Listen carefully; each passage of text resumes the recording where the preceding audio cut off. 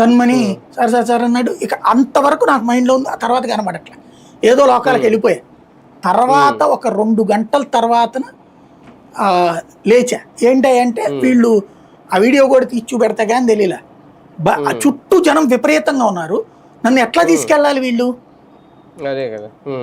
అప్పుడు చేతులతో ఇట్లాగా మోసుకుని, అంటే స్టాఫ్ అంతమంది ఉన్నారు కాబట్టి లోకల్ స్ట్రింగర్స్ ఇతర ఛానల్ వాళ్ళు కూడా తలా వచ్చేసి ఇలా పట్టుకుని తీసుకెళ్లారు పైకి.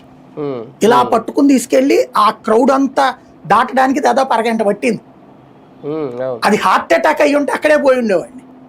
కాకపోతే అది ఏమైపోయిందంటే ఆ ఓబీ వ్యాన్ కదా, దాంట్లో ఉండేటటువంటి కార్బన్ డైఆక్సైడ్ పీల్చేశానట. అది పీల్చేయడం వల్ల ఆక్సిజన్ అందకపోవడం వల్ల పడిపోయానట. డాక్టర్ దగ్గర అక్కడ దగ్గరలో ఉన్న ఆన్గాషియస్లోకి వెళ్ళిపోయాను. ప్రైవేట్ హాస్పిటల్లో చేర్చిన తర్వాత ఆయన మళ్ళీ దానికి తగినటువంటి రెమెడీ చేశాక ఒక 2 గంటలు గంటన్నర తర్వాత లేచా. ఇక్కడ దాంట్లో బాలయ్యని తప్పు పడతామా, కార్యకర్తలు తప్పు పడతామా, అభిమానులు తప్పు పడతామా? మనల్ని మనం తప్పు పట్టుకోవాలా?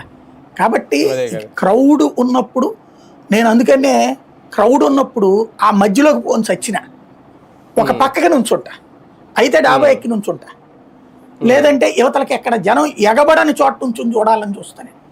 ఇక అసలు ఫీల్డ్ జర్నలిజమే వదిలేసాం కాబట్టి ఇప్పుడు గొడవే లేదు ఇక.